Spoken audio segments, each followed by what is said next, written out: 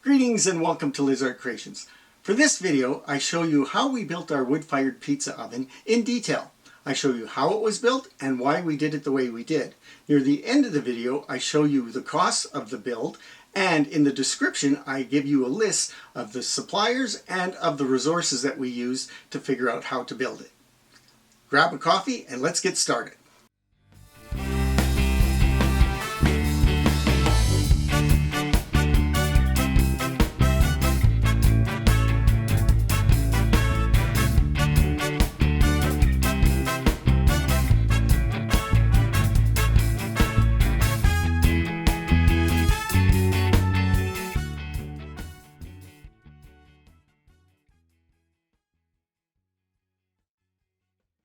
Before we begin, this is what we created over a 4-month period. I will show every step of the process and explain why we chose specific materials. At the end of the video, we will give a breakdown of the cost and we will put a list of suppliers and resources in the description. We built a wood-fired pizza oven and a prep table. We researched oven specifications by reviewing numerous YouTube videos and websites. A good place to start was the Forno Bravo Pizza Oven Glossary. They have a tremendous amount of information on their website. We decided to create a hybrid oven style, which was a combination of a Tuscan style that has a full arch and a Napolitano which has a low parabolic ceiling. The Tuscan provides better heat retention and is more versatile for cooking a variety of foods like focaccia bread, and the Napolitano is better for cooking pizza. We chose a 40-inch interior radius with a 28-inch interior dome height that had a parabolic shaped ceiling.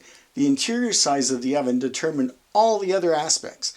The dome wall thickness, factoring in the interior castable refractory cement, the insulation, the exterior cement, and the tiling. It also determined the chimney location, the door size, the tabletop size, the foundation size, and wall locations. Planning is very important at this stage. You need to know what you want for thermal mass to retain heat. We decided on 3 inches of castable refractory concrete for the sidewalls and 4 inches for the arched interior dome, with 2 inches of ceramic insulation on the walls and 4 inches on the dome. The exterior cement shell and tiling made up the rest of the thickness for a total of 7-inch sidewall thickness and a dome ceiling thickness of 10 inches. The first item we purchased was standard construction pre-mix cement used for the foundation of the pizza oven and the prep table. A hand truck worked well for moving the bags of cement. The concrete was rated for 4,000 psi. We prepared our ground by leveling and packing it, then made forms for the concrete. We used old 1x6 fence board for both the prep table and the pizza oven forms. I always use screws for all of my forms so they can easily be disassembled. We reinforced the sides with stakes to prevent warpage. We joined and elevated the rebar off the ground using wire attached to screws in each corner of the form. We made sure that the tops of both forms were level and at the same height. This is a dirty job, so I wore my grub clothes. I wore out a lot of grub clothes for this project. We had reclaimed cinder blocks from a smoker that I had built decades ago, so that will not be factored into the cost at the end. Before I begin mixing concrete, I had to determine the correct volume of water to add following the manufacturer's instructions. I measured out the recommended amount and put a mark on a jug so I could consistently add the correct amount of water. You will likely have to slightly modify the amount based on your environment's humidity and temperature, and if your mixing container is not dry, which is usually the case after the first batch. A cement mixer is really handy for a project of this size. I own my own, but it is worthwhile renting one when mixing a large volume of cement. The foundation pads were 5 inches thick. The amount of water added to concrete affects its strength. Enough water needs to be added so it mixes properly, but adding more than is necessary will weaken the concrete. I do not want to see any dry ingredients, and I don't want it to flow too much and self-level. And I don't want to see water floating on top. I have done a lot of research, and mixing concrete properly is a real science. I am no expert or pretend to be, but I am also not building bridges. I like to have the concrete fall off the mixing paddles at the 1 o'clock position as the mixer rotates. If the concrete sits in the bottom of the mixer or slides down along the sides, it's too wet. And if it just sticks to the sides around the circumference of the mixer, it is too dry. I spread the concrete using a shovel and work the concrete by pushing the shovel into it to eliminate air bubbles and voids. Also, tap the sides of the form with a hammer to get the concrete to flow along the form. Breathing cement dust isn't healthy, so I always stand upwind or wear a mask when adding cement to the mixer. I put the bag into the mixer and then cut the deepest part open with a sharp knife so the end of the bag is in the mixer. This does reduce the spread of the dust. While the concrete is mixing, I keep my distance until there is no more dust. If the mix is a little dry, I can always add a little water from a distance with a quick squirt from the garden hose. I also put my mixer on a plastic tarp, which makes cleanup easier. I tilt my mixer so the concrete is about 4 to 6 inches back from the opening while it is turning. After each pour, I always clean my mixer using the shower setting on my garden hose nozzle. It is easy to wash out the mixer before the concrete in the mixer dries. For my final cleaning of the day, I use the garden hose and an old broom to do a thorough scrubbing. Do not spray the concrete that was just poured. I put my tools like trowels, shovels, rakes, and hose in a bucket of water to prevent concrete from drying on them. While the concrete is still workable, I use a float that I made to level it. The edge of the float rides on the edge of the form, and there's enough space on each end of the float to move the float side to side to work the concrete level. After using the float to level the concrete, I then use a trowel to smooth the top. It doesn't take a lot of pressure to work it smooth. A wider trowel makes the job go faster. We let the concrete set for 7 days under a plastic tarp to keep it moist. There are 5 stages to making concrete. The first is the dry mix stage, which is what you either mix yourself using sand, aggregate, Portland cement, and possibly lime, or what comes in a pre-mix bag. There's also a small percentage of air in concrete, which benefits freezing and thaw cycles. You can get air-entrained concrete or an air-entrained agent that can be added, which is beneficial when the concrete is exposed to freeze-thaw cycles. The second stage, the wet mix stage, is after water is added and concrete has been poured. The time for the setting, which is the third stage, depends on the type of cement used. The concretes that I am aware of set within 7 days, but there are faster setting concretes, so 7 days should work for most projects.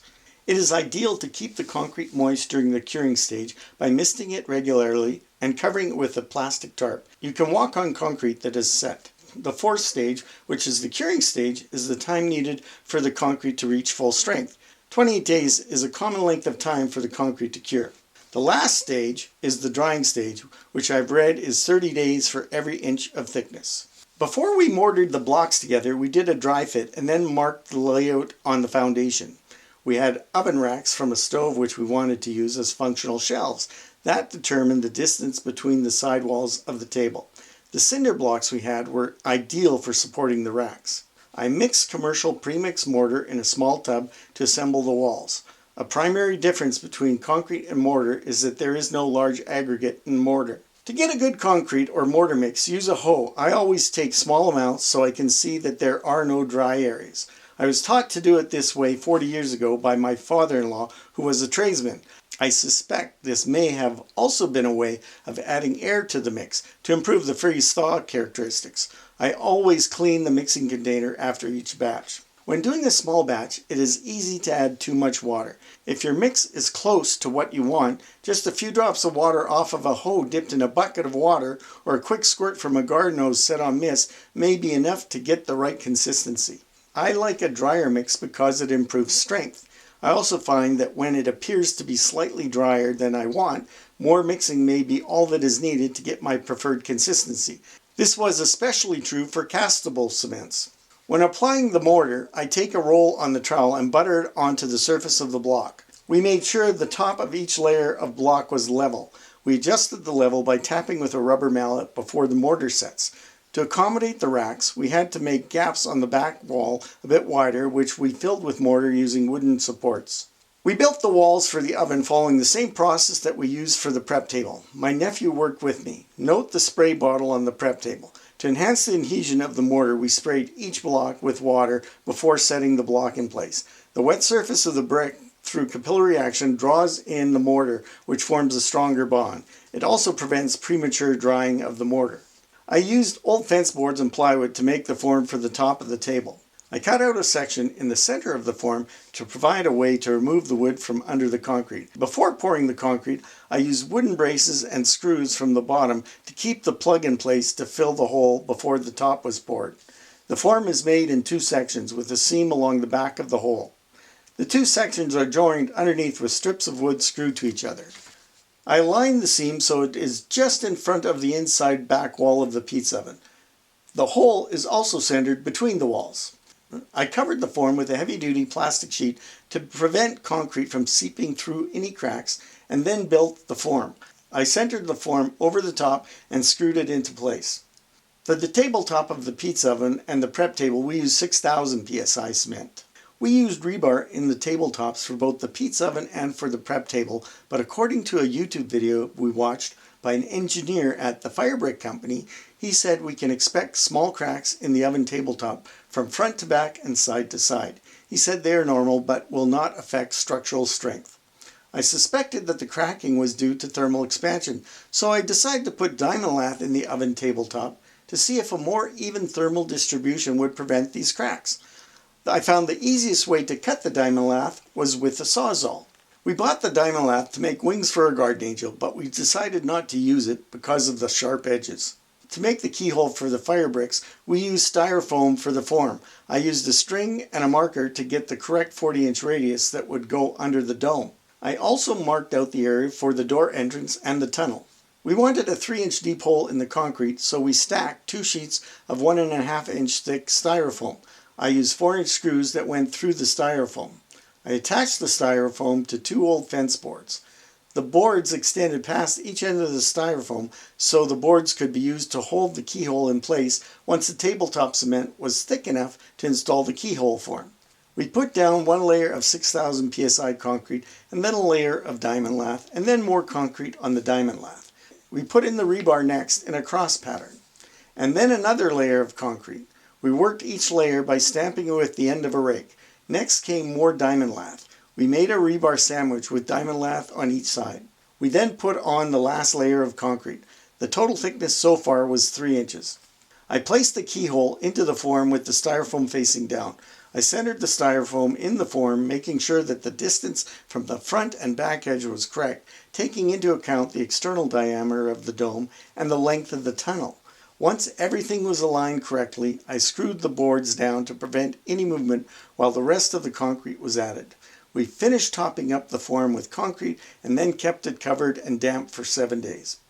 While our oven tabletop was curing, we went to Environmental Options in Lac du Bonnet to get crushed glass. Crushed glass has excellent thermal properties that suited our needs.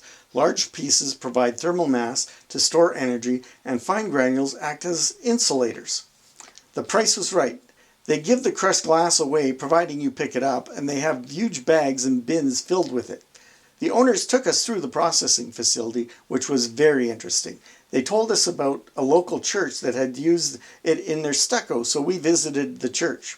This is the exterior wall of the church finished with glass-impregnated stucco. This is referred to as rock dash.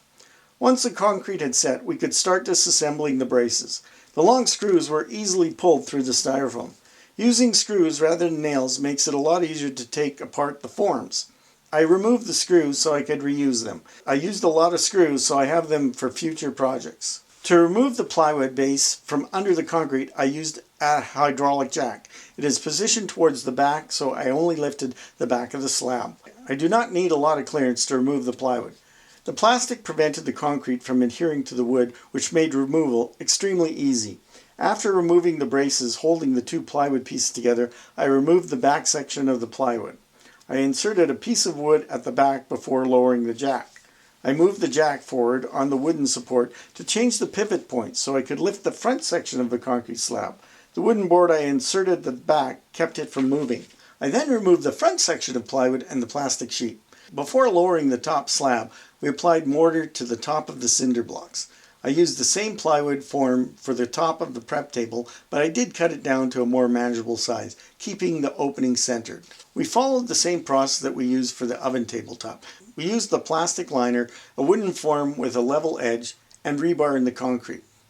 We packed the concrete using the end of a small rake.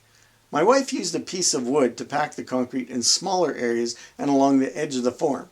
Once the form was filled, I used a hammer to tap the sides to work out any voids.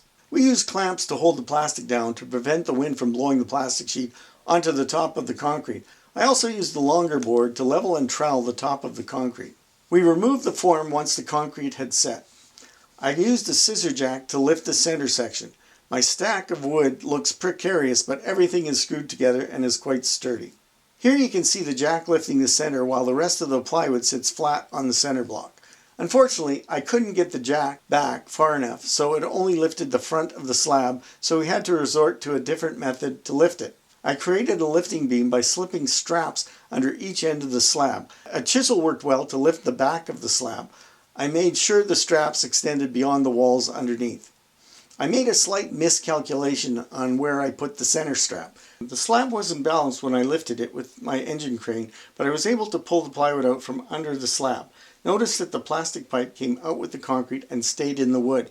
Having a bunch of strong young friends would have been easier, but old geezers like me have to rely on tools to do the job. Before putting the slab in place, I had to fix the imbalance. This worked much better once everything was level. I did remove the pipe from the wood and put it back into the concrete since it was used to align the tabletop with the walls.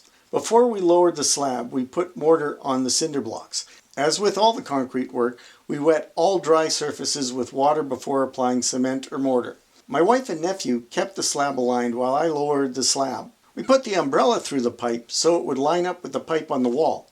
My wife used a measuring tape to make sure we had equal distance from the front of the blocks before setting the slab down. We took a coffee break after all this. We used a tile saw with a diamond blade to cut and trim our tyndall to the correct dimensions to fit the prep table. We mitered the corners and sloped the front edges. We pre-fit the tyndall pieces, factoring in future mortar that will be used to hold them in place. We cut our tiles using a fence on the tile saw so each tile was the same size. This provided a specific size that fit perfectly around the top of the table. We clamped boards to the bottom of the tabletop so the tiles all aligned properly. We applied the mortar to the back of the tiles, but we made sure the tiles were moist. We either sprayed the tiles or put them in a bucket of water and let them drain before applying the mortar. They can't be too wet or the mortar will not stick. I used a rubber mallet to gently tap the tiles into place so they were flush with their adjacent tile. We started from the center and worked outwards so the pattern was symmetrical and the cut pieces were in the corners. You can see how we made use of the oven racks. We dry fit our marble and tile top before we put the tyndall in place with mortar. We checked to make sure the marble and tiles fit before the mortar was applied. We followed the exact same method for the oven using clamps to hold boards in place. The boards make it easy to make sure the tiles align properly. We started tiling from the center and worked to the outside to make sure the pattern was symmetrical. We cleaned the top of the prep table before applying the marble using the layout marks from when we did the dry fit. We used silicone to attach the marble to the concrete to provide a flexible buffer to prevent cracking since concrete and marble have different coefficients of expansion. We live where we can have 100 degrees Fahrenheit in the summer and minus 40 in the winter. The silicone directs any water towards the drain hole. If moisture gets under the marble, it can drain. We laid the marble in place using the pencil marks as a guide. I used screws under the edge of the marble to level it and then held them tight using a picture frame strap. We removed everything once the silicone had set. We used foam board around the outside of the marble to create a buffer between the marble and the tiles. We held the foam board in place using packing tape. We wanted a slope on the front edge of the table, so I cut a board at a bevel before we filled the area around the marble with concrete. I made sure there was enough space to accommodate our tiles in front of the marble. The beveled board was held in place with clamps. The boards along the side were part of the form for the concrete. We poured our concrete and then installed the tiles before removing the wooden form. After removing the wood, we put a strip of tile along the front. Once the mortar was set, we cleaned out the grout joints using a brush and an air compressor. When mixing grout, I mix it to the consistency of toothpaste or smooth peanut butter. Here you can see that grout is a lot like mortar. There is no large aggregate in it and it comes in an assortment of colors. When applying grout, you use a foam trowel and the goal is to work the grout in between the tiles. Having the trowel at an angle works well. I cleaned the grout off of the tiles using a clean, damp, soft sponge.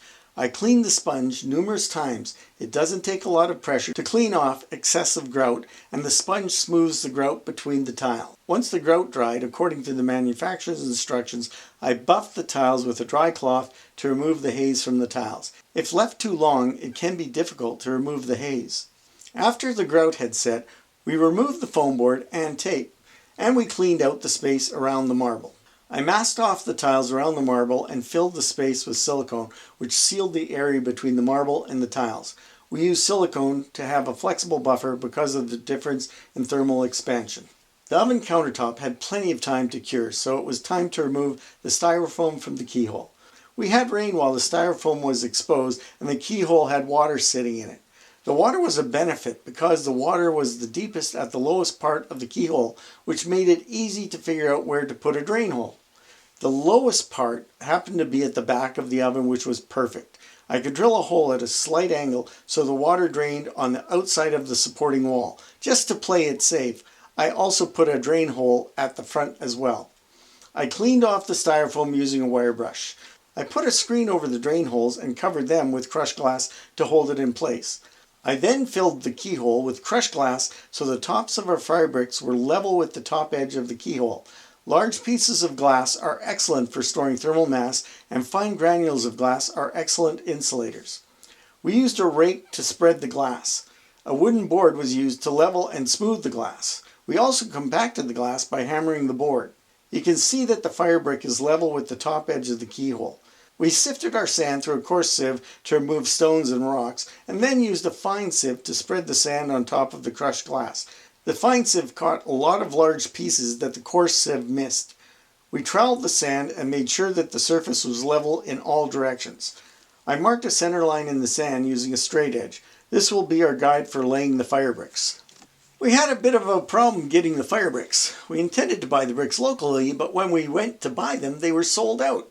That worked out for the best because I did a search online and discovered a company called My Fireplace Products in Quebec that could supply the fire bricks for half the price, and they provided free delivery to my doorstep. We ordered 20 extra bricks, which I used for my forge.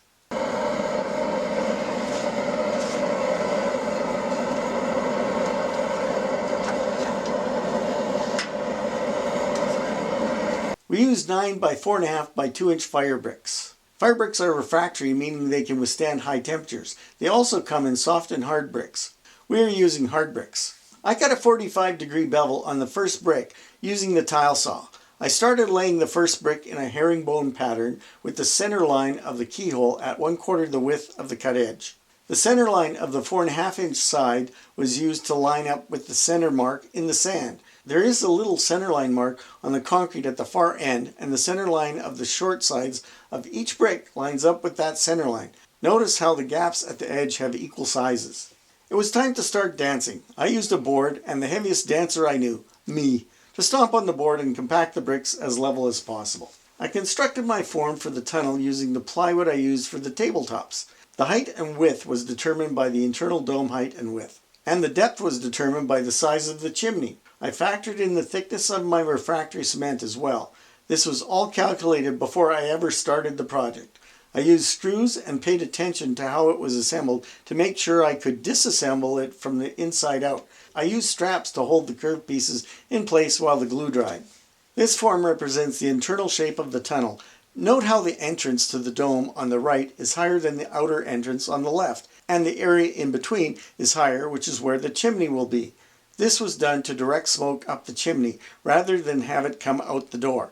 From my research, the entrance into the dome should be 60 to 63% of the internal height of the dome. Our internal dome height will be 28 inches, so I made the dome entrance 17 inches and the outer entrance 16 inches. The internal door width was 20 inches and the external width was 22 inches. This way, a door could be fitted flush against the inside entrance to the dome and still be removed from the outer entrance. To make it easier to remove the form, I used plastic placemats that we got at the dollar store and stapled them to the outside of the wooden form. We also added the form to accommodate the opening for the chimney. We cut our tyndall and used mortar and built the entrance arch. The clamps were used to hold the sides in place until the mortar set. We laid bricks around the bottom of the keyhole and used very little mortar to hold them in place. We did this so this would be the weakest point in the dome. If there is any thermal expansion, this should be the point that breaks first to relieve thermal induced stresses. We used more plywood and clamps and mixed up our first batch of commercial castable refractory cement. The cement was KS4V Plus that we ordered from Canadian Forge and Farrier, who were very helpful in providing information on refractory products. This cement was rated to 2300 degrees Fahrenheit. We used KS4V Plus for half of our total wall thickness on the tunnel. We made use of the cut-off pieces of the fire brick. I wrapped them in an old towel and hammered them into smaller and smaller pieces. I then sifted the pieces and got fine grains of fire brick sand. I kept hammering until I had a very fine sand and some coarse sand. We put the coarse sand around the edges between the fire brick and the keyhole. The finer sand we put on top of the fire brick and brushed as much as we could between the cracks. To get rid of any ridges, I used a linear sander using 36 grit sandpaper. I was surprised at how hard the bricks were. To clean the sandpaper, I used a wire brush. We used cardboard for the forms for the sides of the dome. I crushed the cardboard to make them more flexible. I bent the cardboard over the pails so they would bend evenly around the sides of the dome. Here you can see how stiff the compressed cardboard is compared to the crushed and bent cardboard. We used bricks to hold the cardboard up against the ring of fire bricks. The sections of cardboard were taped together and fastened to the tunnel with tape. We used a 26-inch exercise ball to fill the bulk of the area for the inside dome and to get the initial shape. We taped it in place so it was centered in the dome. To stabilize the base of the ball, we used a partially inflated pool donut. We used the styrofoam from the keyhole as additional filler by cutting some of it into small strips. We filled the area around the ball with the styrofoam. The outside radius of the styrofoam from the keyhole was the exact shape we needed to stabilize the cardboard, and I cut out the inside radius to fit the ball. We taped the styrofoam circle in place around the ball. We used wet newspaper to fill the area above the styrofoam to get a general shape. The tape prevented the cardboard from sagging after getting wet from the newspaper. We fine-tuned the shape of our dome with wet sand.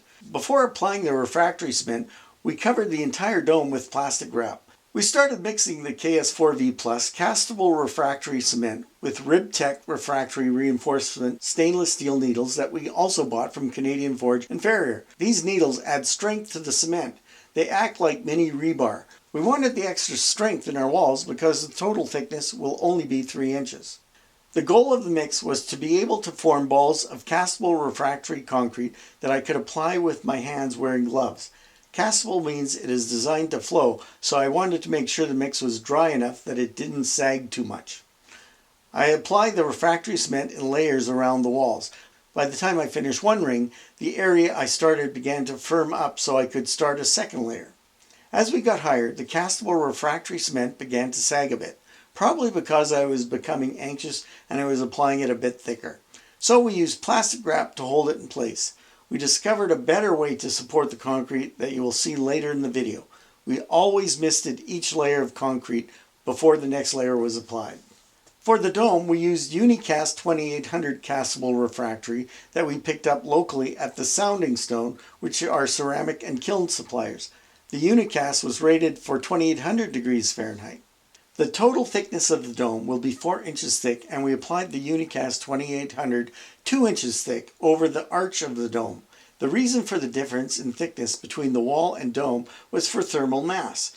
Heat rises, so we made the dome thicker so it could absorb more energy, which could then be radiated back into the oven.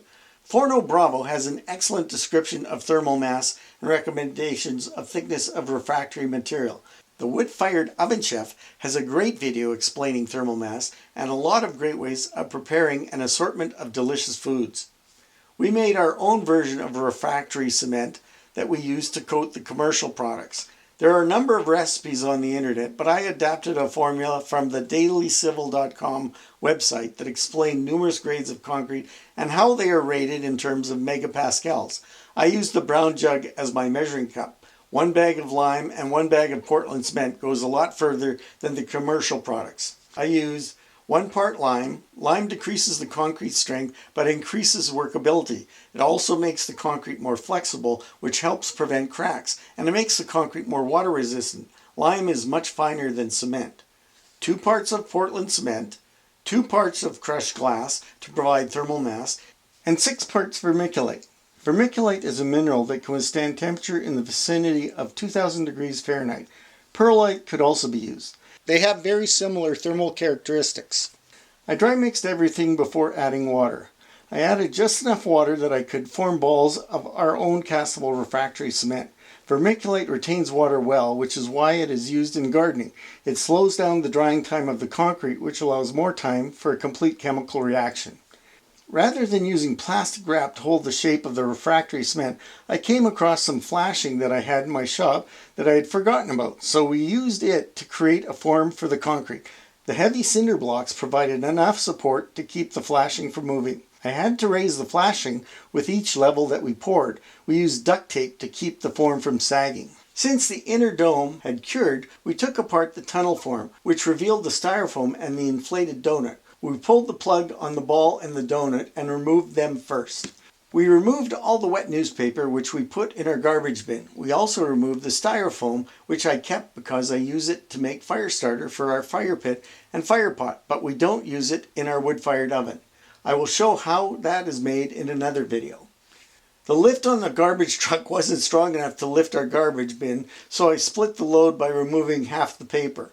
Then it could empty the first load, and then I put the rest back in the bin so it could empty the second load. The garbage man said he has never had that problem before. I stuck my rake into a piece of styrofoam so it wouldn't damage the fire brick while I scraped out the sand. I used a broom to remove the remaining sand. The plastic wrap came off easily, but I did have to go into the oven to reach a lot of it. The depth of the oven is pretty deep, which is why I am forging my own pizza oven tools. This is the interior of the oven. We installed the chimney and applied more of our homemade castable refractory cement to the tunnel using more forms. We got the tyndall and the chimney from a friend that owns Tom Rogers' new and used bricks. We had fun going through his brickyard. It was like kids in a candy store.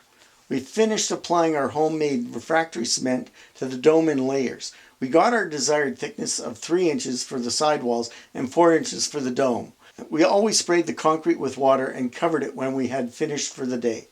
We mortared our tyndall around the chimney. The tape is there to provide a guide for how high we wanted the top of the tyndall. I drilled a drain hole at the back of the oven and filled it with copper wool and covered it with copper screen to keep the bugs out. I made this hole so if moisture ever got between the inner dome and the outer dome, the moisture could drain. Also, if there was moisture and the inner dome got hot enough to produce steam, this hole would prevent a pressure buildup. We bought our ceramic wool locally at Allsips. It is rated for 2200 degrees Fahrenheit. It came in 1 inch and 2 inch thicknesses, and we chose the 2 inch. I wore a mask when working with the ceramic wool. We secured the wool with chicken wire and stainless steel wire. Tightening the wire down compressed the wool, which filled any small gaps. If any area of the chicken wire appeared to be loose, all I had to do was give it a few twists with a pair of pliers to take up the slack. Most of the builds I have seen on YouTube just covered the chicken wire with concrete. We happened to have rolls of stucco wire that we had bought years ago to put around our garden, trees, and plants to keep the rabbits out. We decided to use it on the oven. We used heavy cinder blocks and straps to hold the stucco wire in place while we applied the concrete scratch coat. We made our own scratch coat using Portland cement, lime, and sand. It was 1 part lime, 2 parts Portland cement, and 2 parts sand. The reason I added the lime was to increase flexibility to reduce the risk of cracks, but more importantly, it makes the concrete more water resistant. I read that when the lime gets wet, it dissolves slightly and will fill any tiny cracks that may be leaking. We kept the scratch coat moist by regularly misting it and keeping it covered with a tarp for a couple of days. Because the scratch coat was so smooth, I made a slurry which is an equal part mixture of Portland cement and sand that is fairly wet. Here I am applying it on the brush end of an old broom. The reason for the slurry is to improve adhesion when the mortar for the tile is applied. The full-size tiles were 12 by 18 inches, but in order to make them fit the curves on the oven, we cut them into strips. As you can see, the strips were quite flexible. We had leftover Portland cement and lime, so we sifted our sand to make our own mortar. I pre-mixed the mortar, which was 1 part lime, 2 parts Portland cement, and 2 parts sand. I used a stick so the tiles would be an even height around the dome. I applied enough mortar using a small trowel to lay 3 strips of tile, working my way up from the bottom, gently tapping the tiles into place. I removed any mortar from above the tile and put it back in the bucket so I would have a level surface for my next 3 layers of tile. I was consistently stirring the mortar in the bucket to keep it smooth. I only made enough mortar that I could use before it got stiff. I cleaned out the grout lines with an old broom head while the mortar was still soft. The stiffness of the bristles on the broom worked great. I used a rotozip with a diamond blade to cut the curves in the marble tiles for the tabletop around the front of the dome. I put tape on the marble to reduce chipping, and I wore a full face shield. We pre-cut all of the marble tiles that were going on the front tabletop to make sure they fit properly before applying mortar. We did the same for the brown tiles that we used at the back of the tabletop. The fit wasn't critical because there would be tiles on the vertical sides of the dome which would overlap the tabletop tiles. We used nippers to cut the tiles to get them to fit. Once the tiles were mortared in place on the tabletop, we then mortared the black and white marble tiles around the base of the dome and the tunnel. My wife did all the cutting of the red, yellow, and black tiles. She laid out all the tiles in a pattern she liked, and then we taped them together. We hoped that we could apply mortar to the dome and then attach the tiles in a strip. It didn't work. The tape wasn't strong enough to hold the tiles when we picked it up. So my wife had to rely on my artistic skills as I pieced together the mosaic one tile at a time. That water bottle had a workout on this project, keeping concrete and mortar wet for every tile. I used the broom head to clean mortar from between the tiles before it set. I had to be careful so I didn't dislodge any tiles. We also used a damp sponge and a cloth to clean the surface of the tiles. After the tiles had set, I used water with a Scotch-Brite pad to clean the tiles and a microfiber cloth to buff them. My wife applied the white stones. The black and white marble represents the logs in the oven, the red and yellow tiles the flames, and the white stones the smoke. We put candles in it just to get a feel for what it will look like. The only thing left is the grout. We used black grout for the dome and a sand color for the tabletop. The grout was mixed to the consistency of toothpaste or smooth peanut butter. When applying grout with a foam trowel, I pushed it into the grout lines between the tiles at a 45-degree angle so the grout fills the area between the tiles and flows along the grout line. I want to remove as much grout as possible from the surface of the tile with the foam trowel.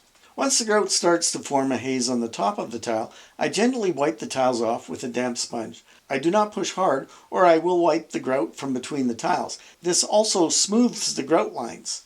It is a dirty job, but we had fun doing it. We used multiple sponges which we were constantly cleaning. The sponges took off the majority of extra grout, but they do leave a haze on the surface of the tile. Once the haze starts to dry, I buffed the tiles with a cloth. I used a microfiber cloth which did a really nice job. The oven is finished except for the doors and the chimney cap. We also have to apply grout seal, which will be the first thing we do in the spring. Since the oven looked so good, we had to do something with the patio, so I removed all the blocks and leveled it using quarter down so the tiles were level with the foundation of the oven and prep table. The inner dome had been curing for at least a month by this time, so we started curing the oven with small fires. I noticed moisture coming out of our drain hole for a few days. Once I stopped seeing moisture, we started making slightly larger and larger fires. We cured it for at least a week before we started building fires that allowed us to do some low temperature cooking. I never filmed how we constructed the wooden door or the tree of life for the wood storage area under the oven. Sorry. The ring was a copper tube, the stem and branches were heavy copper wire, and the brass leaves was something my wife found in a hobby store. Everything was soldered together. This was our first full-size cooking fire. It took about 2 hours to bring the oven up to temperature. You can see how the dome is turning white. We learned how to build fires properly to heat the oven quickly and efficiently and to determine when it is ready for cooking from Mugnaini YouTube videos, an excellent resource for information and recipes.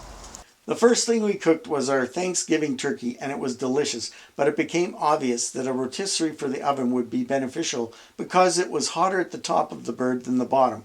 A rotisserie will be another one of the items I need to make.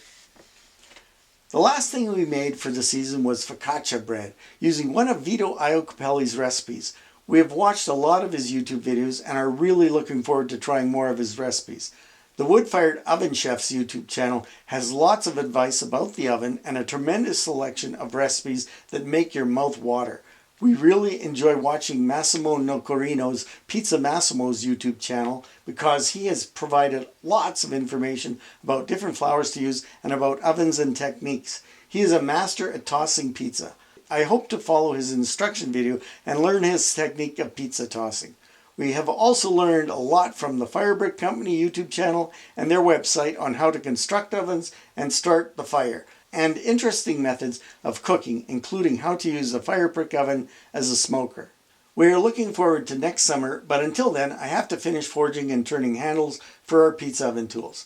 Thank you Wikipedia and all the company websites and YouTube videos that contributed their knowledge and experience to make this possible.